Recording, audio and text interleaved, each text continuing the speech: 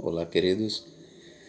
Paz de nosso Senhor e Salvador Jesus Cristo para todos. Vai tudo bem com vocês?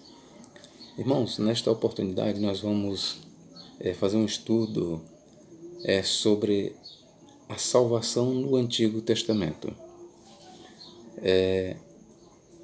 Lá no Evangelho de João 1,17 diz assim: a lei foi dada por Moisés, a graça e a verdade vieram por Jesus Cristo. E alguns teólogos, a partir desta leitura e de outras, têm concluído que a salvação no Antigo Testamento era com base na lei, com base nas obras. E a salvação no Novo Testamento, ela é alcançada por meio de Jesus Cristo. Então, para alguns teólogos, Deus trabalhou de duas formas. No Antigo Testamento, Deus salvava por meio da lei, por meio das obras, e no Novo Testamento, esta salvação ela é alcançada por meio de Jesus Cristo. E é sobre este tema, sobre este assunto que nós propomos aqui analisar. Nós vamos aqui trabalhar alguns textos do Antigo Testamento e vamos ver como é que estes textos que eu vou ler são entendidos no cristianismo, ok? Vamos começar aqui por Gênesis 49:18, que diz o seguinte: a tua salvação espero, ó Senhor. Aqui nós temos Jacó abençoando seus filhos e próximo da sua morte ele diz: a tua salvação espero, ó Senhor. Fica bastante claro aqui que Jacó ele não via a morte como o fim de tudo. Fica claro aqui que Jacó ele esperava alcançar a salvação. E segundo Jesus Cristo, ele disse para os saduceus isso, quando os saduceus perguntaram para ele: mestre, houve uma mulher que se casou, teve 7 maridos. Na ressurreição, ela será mulher de qual? Visto que todos a possuíram. E Jesus disse: errais muito por não conhecerdes as Escrituras nem o poder de Deus, porque na ressurreição não se casam e nem se dão em casamento, mas serão semelhantes aos anjos de Deus no céu. Com isso, Jesus Cristo ele rebateu aos saduceus, mostrando que a ressurreição, ou aqueles que alcançarem a ressurreição dos justos, eles nem se casarão e nem se darão em casamento. Ou seja, isso não será um problema se a pessoa foi casado com 7 maridos ou vice-versa, porque na ressurreição não haverá procriação. E aí Jesus Cristo acrescenta. Jesus primeiro explica a natureza dos ressuscitados e depois Jesus acrescenta, dando uma resposta aos saduceus dentro do documento que eles acreditavam que era o Pentateuco, que diz: quanto aos mortos ressuscitarem, não tendes lido o que Deus disse a Moisés: eu sou o Deus de Abraão, o Deus de Isaac e o Deus de Jacó? Ora, Deus não é Deus de mortos, mas Deus de vivos, porque para ele vivem todos. Com isso, Jesus Cristo estava provando nas páginas do Pentateuco o que era aceito pelos saduceus como escritura, como revelação. Com isso, Jesus estava demonstrando e provando que Moisés, Abraão, Isaac e Jacó, eles criam na ressurreição. Ou seja, eles morreram, mas morreram crendo que um dia ressuscitariam e que seriam salvos. Então é por isso que Jacó que diz: a tua salvação espero, ó Senhor.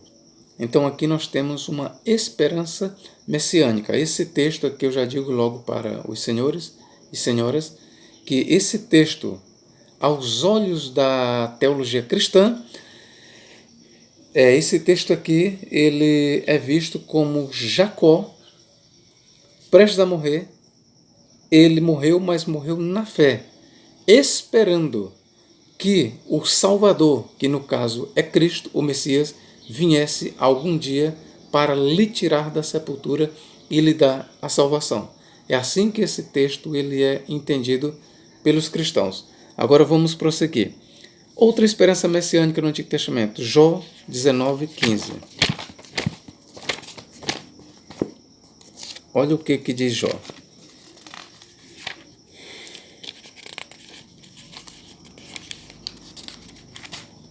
Jó 19:15. Vamos ver o que diz Jó.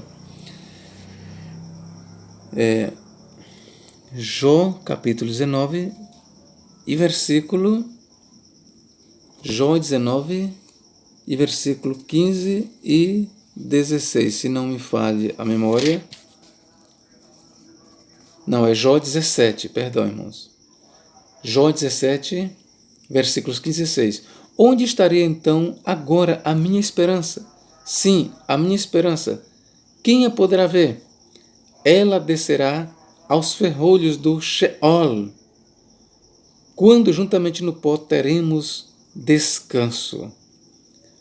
Ora, irmãos, o Sheol aqui, na maioria das vezes que ele aparece no Antigo Testamento, ele refere-se à morada dos mortos, ao habitat dos mortos, ok?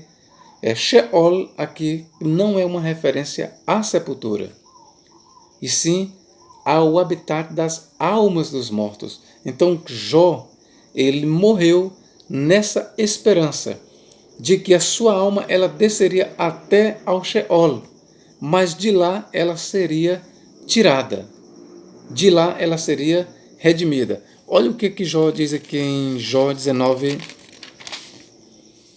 25. Porque eu sei que o meu Redentor vive, que por fim se levantará sobre a terra, e depois de consumida a minha pele, ainda em minha carne verei a Deus. Vê-lo-ei por mim mesmo, os meus olhos e não outros o verão, e por isso meu coração se consome dentro de mim. Na verdade, que deveis dizer? Por que o perseguimos? Pois a raiz da acusação se acha em mim. Ok, meus irmãos, aqui nós temos aqui em Jó, de acordo com a interpretação cristã, e até mesmo os judeus, eles entendem essa passagem como uma esperança, no mínimo, na ressurreição. Tanto para judeus como para cristãos, eles entendem esta passagem quando Jó diz: porque eu sei que o meu Redentor vive, e que por fim se levantará sobre a terra, e os meus olhos, não outros, o verão, vê-lo-ei por mim mesmo. Então Jó aqui, ele cria na ressurreição. Jó, ele cria que um dia, ainda que a sua pele fosse consumida, ainda que ele fosse totalmente consumido na terra, todavia Jó, ele acreditava que um dia ressuscitaria dentre os mortos. Aqui nós temos também no Salmo 16:10, Davi, ele dizendo: pois não deixarás a minha alma no Hades, ou no hebraico, no Sheol, nem permitirás que o teu santo veja a corrupção. Ora, do ponto de vista de Davi, Davi aí ele está falando da esperança de um dia ele ressuscitar dentre os mortos. Davi ele morreu, mas ele morreu nessa esperança de que algum dia o Senhor o resgataria lá das garras do Sheol. Essa era a esperança dos santos do Antigo Testamento, de um dia eles saírem do sepulcro, de um dia a sua alma ou seu espírito serem libertos do Sheol ou do Hades. Os santos do Antigo Testamento, eles criam na salvação de suas almas. Eles criam na salvação de suas almas, pelo menos os textos que eu estou lendo são assim interpretados pelo cristianismo, e os judeus também interpretam assim. O Talmud, ele trabalha essas passagens, mostrando que essas passagens, elas focalizam uma esperança salvífica. Ok, queridos? Ainda temos em Salmo 49:15. Olha o que diz aqui. Salmo 49:15. Vamos ler o que diz. Mas Deus remirá a minha alma do poder da sepultura. No hebraico, para sepultura, nós temos Sheol, que esta versão traduz Sheol por sepultura. Mas nós sabemos que o Sheol, ele não refere-se à sepultura. A palavra específica para sepultura é kever. Kever. Ok, queridos? Então, no hebraico nós temos o seguinte: mas Deus remirá a minha alma do poder do Sheol, pois me receberá. Aqui nós temos mais uma vez, é uma esperança do salmista. O salmista aqui, ele acreditava que mesmo depois da morte, Deus o tiraria do poder do Sheol. Ok, queridos? 71:20, olha o que diz aqui. Salmo 71:20. Salmo de número 71, versículo 20.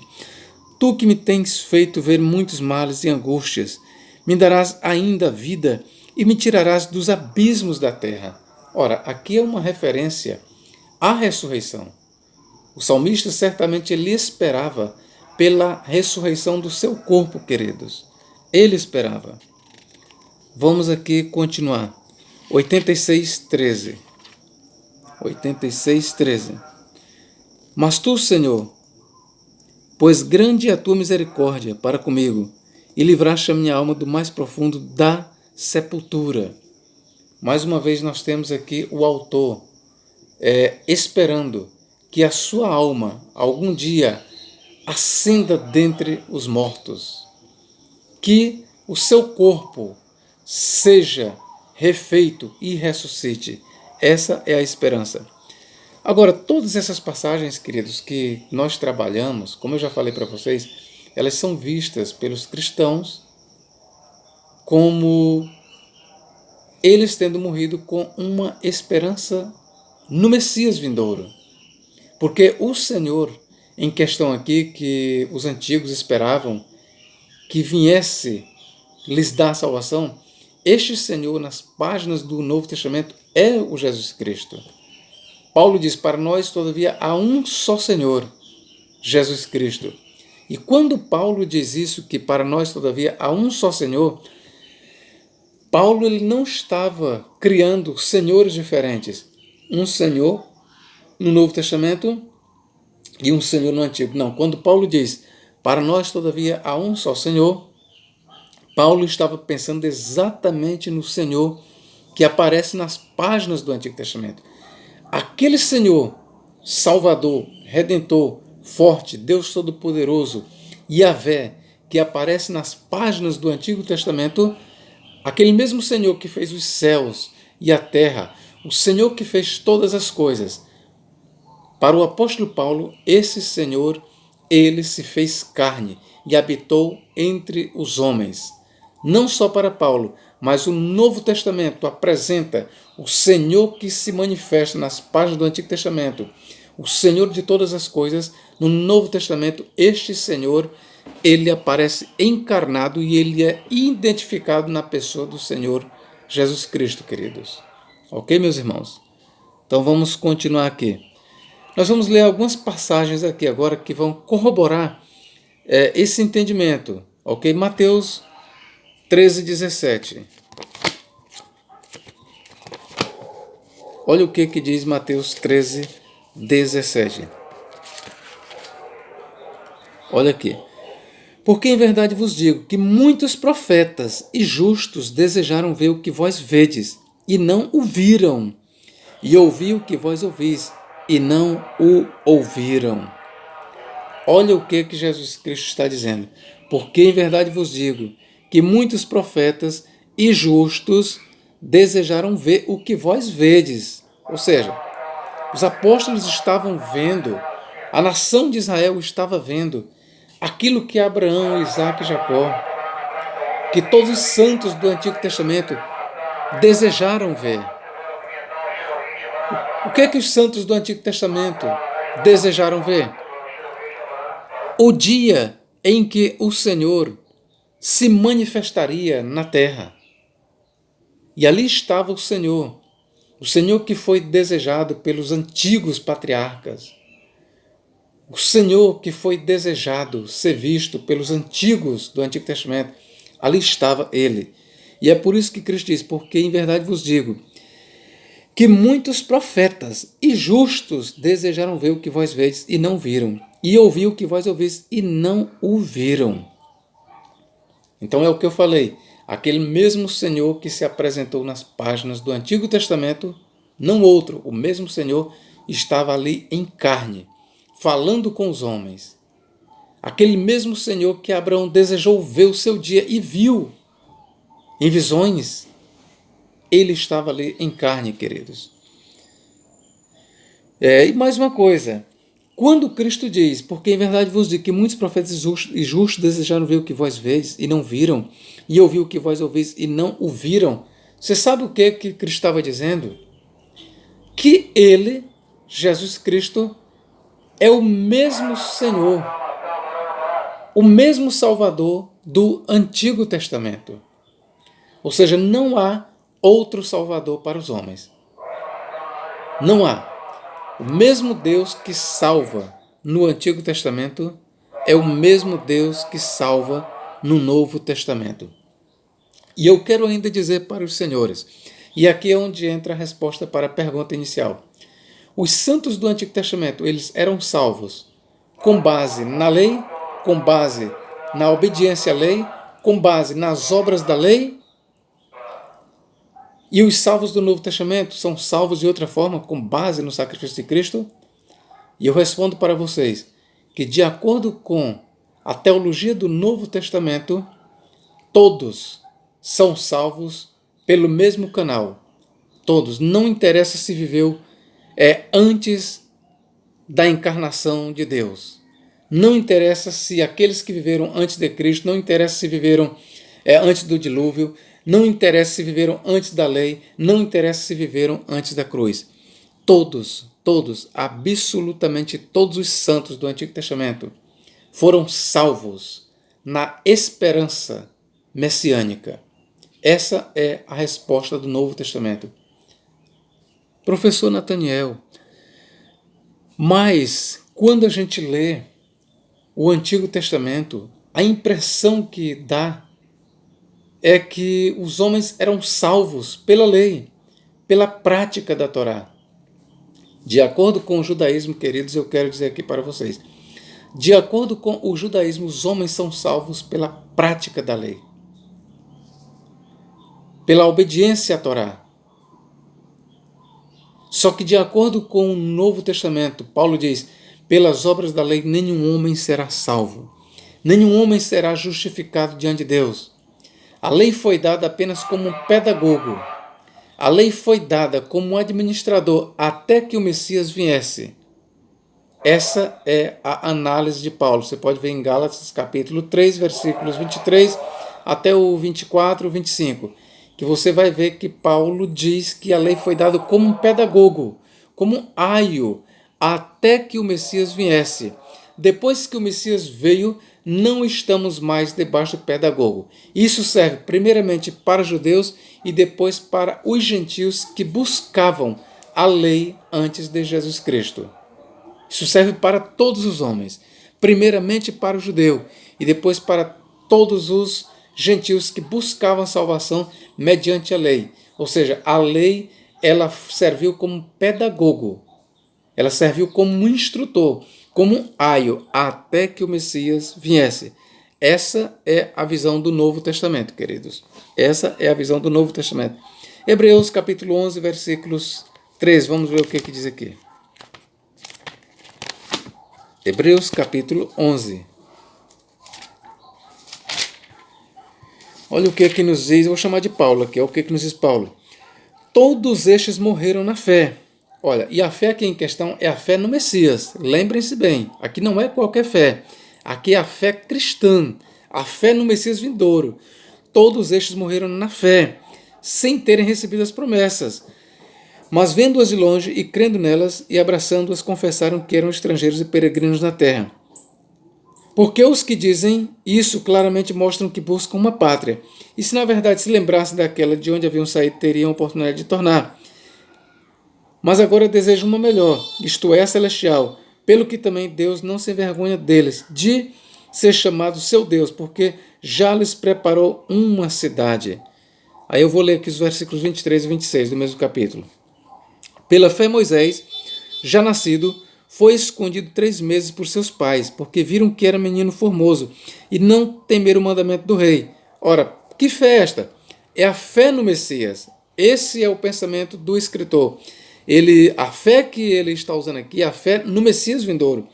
Pela fé, Moisés, sendo já grande, recusou ser chamado filho da filha de Faraó, escolhendo antes ser maltratado com o povo de Deus do que por um pouco de tempo ter o gozo do pecado, tendo por maiores riquezas o vitupério de Cristo, ou seja, Moisés, de acordo com o escritor aqui, ele previu os sofrimentos de Cristo no Calvário. Por isso ele diz, tendo por maiores riquezas o vitupério de Cristo do que os tesouros do Egito, porque tinha em vista a recompensa.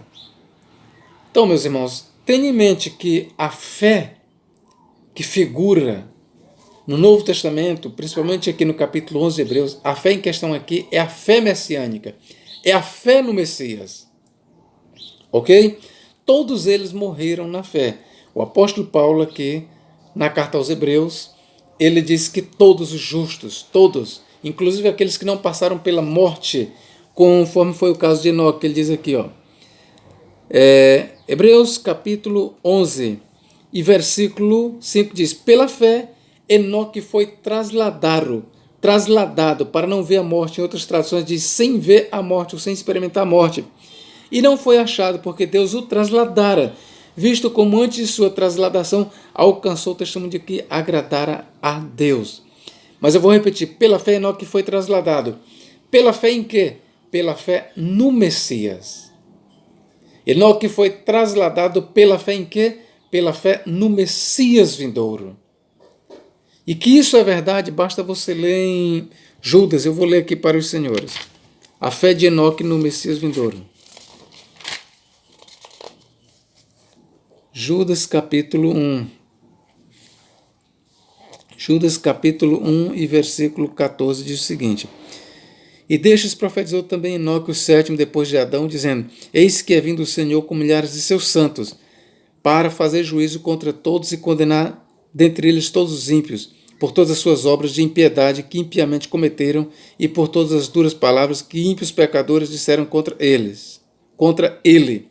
Então aqui nós temos aqui no trecho de Judas, versículos 14 e 15, uma profecia do patriarca Enoque.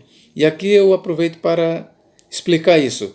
No Antigo Testamento, você pergunta onde é que nós podemos ler Enoque profetizando sobre a vinda de Jesus Cristo. Você não vai encontrar isso no Antigo Testamento. Esse trecho aqui que eu li, versículos 14 e 15 de Judas, eles são extraídos do livro de Enoque, um livro pseudepígrafe que foi escrito no segundo século antes de Cristo. O livro de Enoque, para você que não sabe, ele foi tido como escritura até mesmo pelo escritor aqui. Judas, quando citou o livro de Enoque, ele estava citando como escritura. Judas, quando citou o livro de Enoque, ele estava citando o livro de Enoque como escritura. Ok? Tertuliano, ele aceitava o livro de Enoque como escritura. Ireneu de Leão, ele aceitava o livro de Enoque como escritura. A Epístola de Barnabé, escrita no ano 135, cita o livro de Enoque como escritura. Muitos dos pais da igreja, eles aceitavam o livro de Enoque como escritura.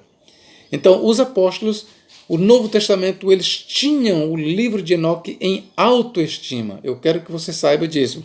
Então, do livro de Enoque, e eu ainda vou te citar o capítulo. Capítulo 1, versículo 6, de acordo com outras versões, é capítulo 1, versículo 9 do livro de Enoque, tem exatamente estas palavras que Judas aqui cita, quando Judas diz, E destes profetizou também Enoque, o sétimo depois de Adão, dizendo, Eis que é vindo o Senhor com milhares de santos, anjos, dos seus santos. Então, estas palavras aqui de Judas são tiradas do livro de Enoque, ok, querido? Bom, mas onde é que nós estamos querendo chegar? A nossa discussão, ela gira em torno da esperança messiânica. O que eu estou mostrando para os senhores é que a forma como Deus sempre salvou a humanidade nunca mudou. Foi pela fé em Jesus Cristo. De acordo com a teologia do cristianismo, Jesus Cristo ele sempre foi o Salvador, tanto no Antigo como no Novo Testamento. Já disse para os senhores que a lei foi dada apenas como um pedagogo. O apóstolo Paulo quem diz isso. A lei ela nunca foi dada para salvar. Não. Se a lei nunca foi dada para salvar, logo nunca salvou. A lei foi dada apenas como um pedagogo e eu vou fazer questão de ler para os senhores. Olha aqui. Gálatas, capítulo 3. Olha o que diz, versículo 21 em diante. Logo, é a lei contra as promessas de Deus de nenhuma sorte, porque se dada fosse uma lei que pudesse vivificar, ou seja, salvar, a justiça, na verdade, teria sido pela lei. Mas a Escritura encerrou tudo debaixo do pecado, para que a promessa pela fé em Jesus Cristo fosse dada aos crentes, ou seja, aos que creem. O apóstolo Paulo aqui ele já vai arrematando e preparando o caminho para dizer, e está dizendo que é pela fé em Cristo que todos são salvos, tanto judeus como gentios, em todos os tempos, queridos. Versículo 23. Mas antes que a fé viesse, estávamos guardados debaixo da lei e encerrados para aquela fé, ou seja, em Jesus, que se havia de manifestar. De maneira que a lei nos serviu de aio para nos conduzir a Cristo, para que pela fé fôssemos justificados. Pela fé em quem? Em Cristo. Mas depois que a fé veio, já não estamos debaixo de aio, porque todos sois filhos de Deus pela fé em Jesus Cristo. Então, para o apóstolo Paulo, os homens sempre foram salvos por Cristo. Não importa se antes da lei ou se depois da lei, ou mesmo antes do dilúvio. Em todas as eras, em todos os tempos, o Salvador sempre foi Jesus Cristo. Vamos continuar aqui a leitura.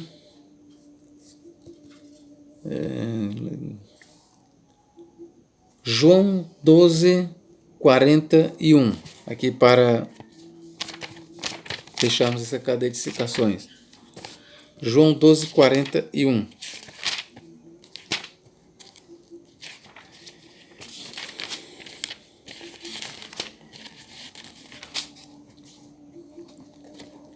Isaías disse isso quando viu a sua glória e falou dele. Apesar de tudo, até muitos dos principais creram nele, mas não o confessavam por causa dos fariseus, para não serem expulsos da sinagoga. Ora, João aqui no capítulo 12, ele está nos remetendo ao capítulo 6 de Isaías, quando Isaías lá no capítulo 6 diz: no ano em que morreu o rei Uzias, eu vi o Senhor, no hebraico Adonai, assentado sobre um alto e sublime trono. Ora, aquele Senhor que Isaías viu, de acordo com João, aquele Senhor sentado num trono, rodeado de anjos, é o mesmo Senhor Jesus Cristo. Logo, os autores do Novo Testamento, eles deixam bem claro que o Salvador do Antigo é o mesmo do Novo Testamento, não é outro. O mesmo que libertou o pessoal do Egito, o mesmo que salvou no Antigo é o mesmo que salva no Novo Testamento, em todos os tempos. Não há dois métodos de salvação. Nunca houve, de acordo com a teologia cristã, não é verdade que no Antigo Testamento Deus salvava por meio da lei, por meio dos méritos. E quando Cristo chegou, Cristo agora mudou a forma de salvação, ou seja, Deus mudou a forma de salvação. Agora os homens não são mais salvos pela lei, agora os homens não são mais salvos pelos méritos, agora os homens são salvos pelo mérito de Cristo. Não, isso não procede. É pelo mérito de Cristo que os homens sempre foram salvos em todas as épocas. Em todas as épocas.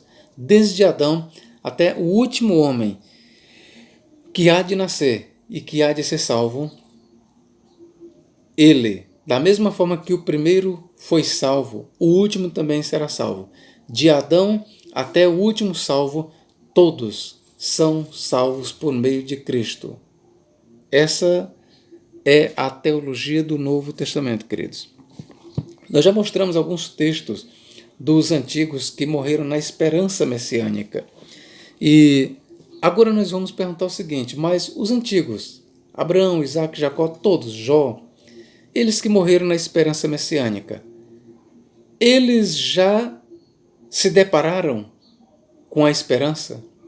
Ou seja, a minha pergunta é: Abraão, Isaac, Jacó, todos os santos da antiga aliança, do antigo pacto, do Antigo Testamento, das páginas do Antigo Testamento que morreram na esperança, eles já foram consolados?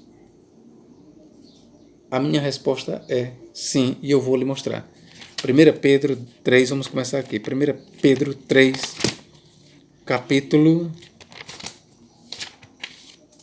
1 Pedro 3 e capítulo capítulo 3, versículo 18 em diante, que diz: porque também Cristo padeceu uma vez pelos pecados, o justo pelos injustos, para levar-nos a Deus, mortificado na carne, mas vivificado pelo Espírito, no qual também foi e pregou aos espíritos em prisão, os quais em outro tempo foram rebeldes, quando a longanimidade de Deus esperava nos dias de Noé, enquanto se preparava a arca, na qual poucas, isto é, 8 almas, se salvaram pela água.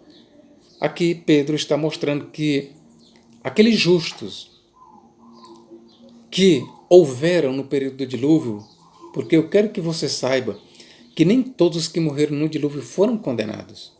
Enganam-se aqueles que pensam que todos os que morreram no dilúvio foram condenados. Ali no dilúvio morreram crianças, ali no dilúvio morreram muita gente que não foi condenada. Tá certo? E a prova disso é que aqui está claro dizendo, porque também Cristo padeceu uma vez pelos pecados, o justo pelos injustos, para levar-nos a Deus, mortificado na carne, mas vivificado no Espírito. O Espírito aqui é o Espírito de Cristo. Ainda que algumas traduções traduzem pelo Espírito Santo, mas o Espírito de Cristo está em foco. Ou seja, e no Espírito, ou seja, Cristo no Espírito, em forma desencarnada, também foi e pregou aos espíritos em prisão. E nessa questão aqui, os espíritos em prisão, neste caso aqui, quem são eles? Os quais em outro tempo foram rebeldes, quando a longanimidade de Deus esperava nos dias de Noé, enquanto se preparava a arca, na qual poucas, isto é, 8 almas, se salvaram pelas águas. Ok? Então, esta pregação de Cristo aqui, queridos, ela foi para a salvação. Aqueles que morreram na fé messiânica, certamente quando Cristo desceu ao Hades, ele estendeu a mão para eles e ele levou consolo para eles. Os espíritos em prisão aqui não são anjos caídos, não são anjos rebeldes. São espíritos de pessoas salvas que foram alcançadas por Jesus Cristo no Hades. 1 Pedro 4, 5, 6, vamos ler. Os quais hão de dar conta ao que está preparado para julgar vivos e mortos. Guarde bem essa palavra, vivos e mortos. Vivos e mortos aqui é em sentido literal. Porque por isso foi pregado o evangelho também aos mortos. Mortos aqui em sentido literal. Para que, na verdade, fossem julgados segundo os homens na carne, mas vivessem segundo Deus em espírito. Então, qual foi o objetivo desta pregação aos mortos? Porque eles sofreram juízo na carne. Mas o objetivo da pregação foi para que eles vivessem segundo Deus em espírito. Então, meus irmãos, aqui nós temos uma confirmação de que Cristo, ele levou a salvação àqueles que morreram na esperança messiânica. Todos os justos que viveram no Antigo Testamento, que esperavam a vinda do Messias, quando Cristo morreu, ele desceu às partes mais baixas da terra. Ele desceu até o coração da terra e pregou o Evangelho. Pregou o Evangelho àqueles que morreram na sua esperança. Aqueles que morreram acreditando que Jesus Cristo um dia apareceria, esses foram salvos, queridos. Eu quero aqui ler mais versículos aqui que mostram sobre a descida de Cristo ao Hades. Romanos 10, 7, olha o que diz aqui. Nós temos mais alusões de Cristo descendo ao mundo dos mortos. Romanos 10, 7. Visto que, Romanos 10, 7, ou quem descerá ao abismo, isto é, a tornar a trazer dentre os mortos a Cristo. Aqui é uma referência à descida de Cristo ao mundo dos mortos. Eu quero que vocês saibam disso. Aqui, o que Paulo está mostrando aqui é que Cristo, quando morreu, ele foi até ao abismo. É interessante que Paulo ele nunca usa a palavra Hades. No lugar de Hades, ele usa a palavra abissos, que é traduzida por abismo para o português. Mas o abismo onde Cristo desceu e de onde Cristo ascendeu é o mesmo Hades. Ok? Quer dizer, é o mesmo Hades. Inclusive diz o Apocalipse capítulo 11, versículo 7, que a besta que subirá do abismo, a besta ali é o anticristo, ok? E ali o anticristo ele é visto como alguém que já viveu antes e que está morto, mas que um dia subirá do abismo, ou seja, do Hades, do mundo das almas dos mortos. ok?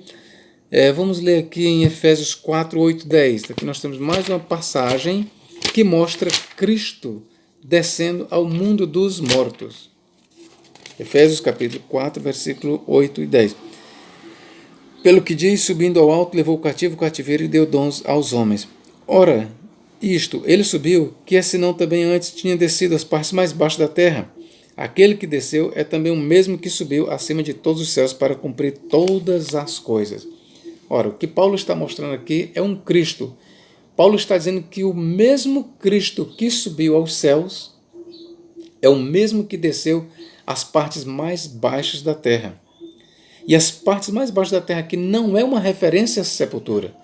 Porque veja que as partes mais baixas da terra aqui são contrastadas com as alturas dos céus. Ou seja, a distância que medimos para os céus em altura é a mesma distância que se mede para as partes mais baixas da terra em profundidade. Logo, não está em foco aqui a sepultura como muitos equivocadamente interpretam.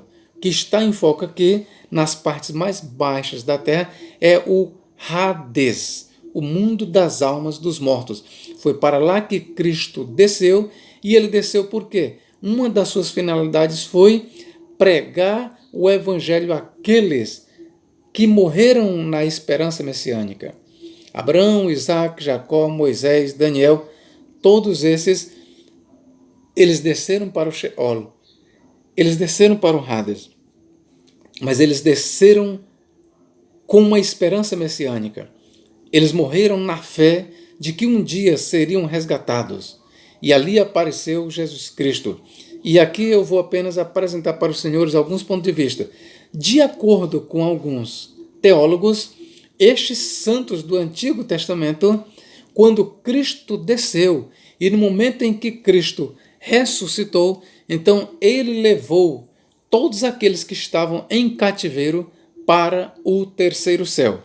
Eles encontram uma base para esta passagem, tanto em Efésios 4, 8 e 10, conforme eu li, como aqui em Mateus, eu vou ler aqui para os senhores.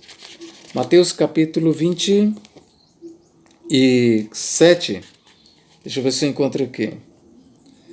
27, Mateus capítulo 27, versículos 52 e 53, que diz: E abriram-se os sepulcros, e muitos corpos de santos que dormiam foram ressuscitados. E saindo dos sepulcros, depois da ressurreição dele, entraram na cidade santa e apareceram a muitos. De acordo com muitos teólogos, até mesmo com muitos dos pais da igreja, Mateus está fazendo uma alusão à ressurreição dos santos do Antigo Testamento, que morreram na esperança messiânica.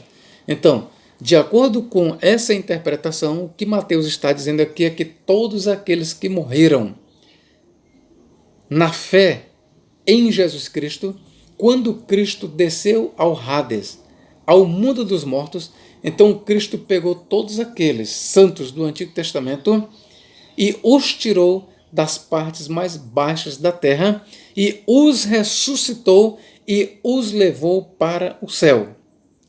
De acordo com muitos teólogos, Cristo já ressuscitou os santos do Antigo Testamento e eles estão em corpos glorificados, ressuscitados no céu, aguardando que a outra leva de santos, ou seja, se complete e que eles venham e desçam para reinar aqui com Cristo por 1000 anos.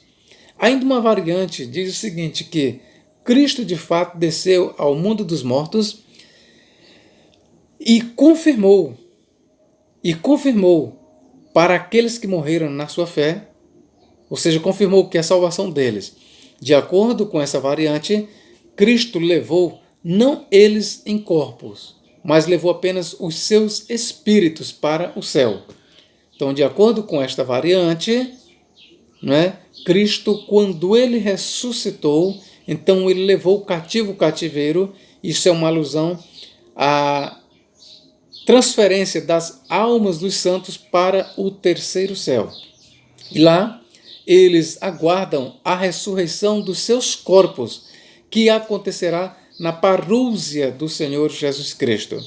Então nós temos essas duas versões para os textos de Mateus, capítulo 27, versículos 52 e 53, e Efésios 4, 8 a 10. Uns, de um lado, dizem que houve a leva não somente dos espíritos, mas dos corpos ressuscitados. Outros dizem que não, que Cristo levou apenas os espíritos dos santos, ok, queridos? Esta é vamos dizer, uma visão bem interessante que foi defendida, sim, por alguns dos pais da igreja. De qualquer forma, eu quero lhes dizer o seguinte, que a passagem de 1 Pedro 3, 18 a 19 e 1 Pedro 4, 6 mostra que Cristo, de fato, levou o evangelho, a esperança messiânica àqueles que estavam no Hades. Isso aqui é incontestável, ok, queridos? Agora nós vamos ler aqui em Atos, capítulo 3, versículo 22. Olha o que diz aqui sobre a esperança. Como é que os salvos no Antigo Testamento alcançavam a salvação? Atos 3, 22. Olha o que diz. Porque Moisés disse, o Senhor, vosso Deus, levantará dentre vossos irmãos um profeta semelhante a mim, e a ele ouvireis em tudo quanto vos disser. E acontecerá que toda alma que não escutar esse profeta será extirpado dentre o seu povo. Que ele continua. E todos os profetas, desde Samuel, todos quantos depois falaram, também anunciaram estes dias. O que o autor está dizendo? Que todos os profetas anunciaram sobre a vinda de Cristo, sobre os dias do Messias. Vós sois os filhos dos profetas, e do concerto que Deus fez com nossos pais, dizendo a Abraão, na tua descendência serão benditas todas as famílias da terra. Ressuscitando Deus a seu Filho, primeiro enviou a vós, ou seja, aos judeus, para que nisso vos abençoasse e vos desviasse a cada um das vossas maldades. O que o autor está dizendo aqui? Que o abençoador não só de Israel, mas de todas as nações é Jesus Cristo. A semente de Abraão que abençoará as nações, predita nas páginas do Antigo Testamento, essa semente não é a nação de Israel, é Jesus Cristo. O autor está dizendo que a própria nação de Israel, para ser abençoada, ela, se quiser ser abençoada, deve aceitar a Jesus Cristo. Para isso, Cristo foi enviado primeiro à nação de Israel e depois aos gentios, para que nisso ele vos abençoasse. Aqui Pedro está falando com os judeus. Agora vamos continuar aqui. Vamos continuar. Em João 8,56, lá diz o seguinte, Abraão exultou por ver o meu dia e viu, e alegrou-se. Ok? Aqui nós temos mais uma passagem do Novo Testamento mostrando que os antigos, a mesma fé que eu e você temos no Messias, os antigos também tinham. A diferença é que nós esperamos pela vinda gloriosa do Messias. E eles esperavam, vamos dizer, pela vinda do Messias. Nós podemos dizer pelas duas vindas, isso não está claro no Antigo Testamento. A questão é que eles tinham a mesma fé que nós temos. O Novo Testamento mostra isso, que tanto os antigos, antes da lei, como os do Novo Pacto, eles foram alcançados por meio de Jesus Cristo. Então não existe duas formas de salvação, queridos. Nunca existiu. Não existe duas formas de Deus salvar. Existe, sim, formas variadas de Deus trabalhar com o seu povo. Deus trabalhou no Antigo Testamento, Deus conduziu o seu povo por meio da lei. Aí sim, se você falar em pedagogia, em forma de Deus trabalhar, em forma de Deus conversar com o seu povo, em forma de Deus lidar, de administrar, aí existem formas diferenciadas de administração, de pedagogia. Quando Moisés chega, a forma de Deus lidar com o seu povo foi por meio da lei. A forma como Deus lidou com o povo depois de Moisés até Cristo foi por meio da lei. Ok, queridos? A forma como Deus tem lidado com o povo é por meio direto de Jesus Cristo. Mas isso são formas diferenciadas, mas eu quero dizer que a forma de o homem alcançar a salvação não mudou. Assim como também o povo de Deus nunca mudou. O povo de Deus, desde o Jardim do Éden até hoje, é o mesmo povo. Deus nunca mudou de povo. É só você ler capítulo 11 de Romanos, que Paulo começa dizendo: Deus rejeitou o seu povo? De forma nenhuma. Deus não rejeitou o seu povo. Deus nunca mudou de povo. O povo de Deus sempre foi o mesmo. Assim também a salvação de Deus para a humanidade sempre foi da mesma forma, queridos. Então eu espero que os amados estejam entendendo essa minha explicação. Eu quero ler aqui apenas em Mateus 12:40 para fecharmos. Mateus capítulo 12, versículo 40. Vamos ler aqui. Pois como Jonas esteve 3 dias e 3 noites no ventre da baleia, assim também estará o Filho do Homem 3 dias e 3 noites no seio da terra. O seio da terra aqui, amados, não é sepultura, como querem os adventistas do sétimo dia, ou as testemunhas de Jeová, ou muitos mortalistas que não acreditam na imortalidade da alma, que acham que o homem morreu e acabou-se tudo. Não. Essa expressão, seio da terra, é o equivalente às profundezas da terra, às partes mais baixas da terra. É o equivalente ao que nós lemos no Antigo Testamento, chama-se de Sheol. É o equivalente do Hades. O que nós temos aqui, quando ele diz assim também o Filho do Homem passará 3 dias e 3 noites no seio da terra, o seio da terra aqui é uma referência ao mundo das almas dos mortos.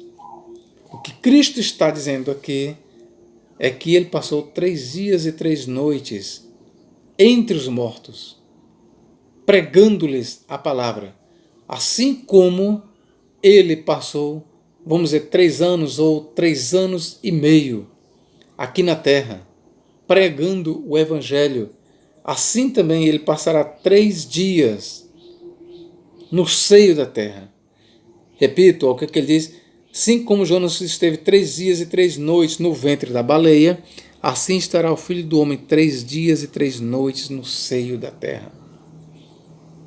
O seio da terra aqui não é uma expressão que deva ser aplicada à sepultura, porque nenhuma sepultura fica no seio da terra. Seio da terra aqui é uma expressão que nos remete às partes mais baixas da terra. Ok? Lá em Apocalipse 1:18 também diz: eu sou aquele que morri, mas eis que estou vivo pelos séculos dos séculos. Amém? E tenho as chaves da morte e do Hades. Ora, aqui nós temos uma alusão indireta à descida de Cristo ao Hades. Quando ele diz: eu tenho as chaves da morte e do Hades, ele está dizendo que conquistou o poder da morte por meio da ressurreição. Ele conquistou o poder da morte. E na sua descida ao Hades, quando ele ressuscitou, então ele subjugou não só a morte, mas também o Hades, ou vice-versa. Na sua ressurreição, Cristo tomou o poder não só do mundo dos mortos, como da própria morte. Então, Cristo é o Senhor da morte e Cristo é o Senhor do Hades. Então, mais uma vez, eu digo aqui para os senhores: como é que os santos do Antigo Testamento eram salvos? Por meio de Jesus Cristo. As várias passagens que eu li aqui no Novo Testamento mostram isso. Eu quero ler só um trecho aqui. Os santos do Antigo Pacto foram ressuscitados com Cristo e levados para o céu. Assim pensava Inácio. Vê Inácio aos Magnésios, capítulo 9, versículo 2. Lemos também Mateus 27, 53. Irineu de Leão, Demonstração 78, também diz a mesma crença. Justino Marte, Diálogo 72, versículo 4, faz alusão à descida de Cristo ao mundo dos mortos. Orígenes, contra Celso, livro 2, 43, faz alusão também à descida de Cristo aos mortos. Clemente de Alexandria, Estrômata 6, também faz alusão à descida de Cristo ao Hades. Oráculos Sibilinos, livro 6, 410, também faz alusão à descida de Cristo ao Hades. Epifânio de Salamina, Panarion, 24, 9, 6, também faz alusão à descida de Cristo ao Hades. Irineu, Contra as Heresias, livro 4, 27, 2, livro 5, 31, 2, também faz alusão. Hipólito de Roma, Tratado sobre Cristo e o Anticristo, versículos 26, 45, também faz alusão à descida de Cristo ao mundo dos mortos. Tertuliano, sobre a alma, capítulo 55, também deixa bem claro que Cristo, quando morreu, foi até ao mundo dos mortos e visitou os santos do Antigo Testamento. Então, era uma crença bem divulgada entre os pais da igreja, que Cristo, entre a sua morte e ressurreição, ele não permaneceu inerte, mas ele visitou as almas dos santos que morreram na sua esperança. Se você gostou deste ensino, eu gostaria que você compartilhasse este vídeo. Se você ainda não é inscrito, se inscreva no meu canal. Ok, querido? Que Deus em Cristo nos abençoe e nos guarde para todos sempre. Amém.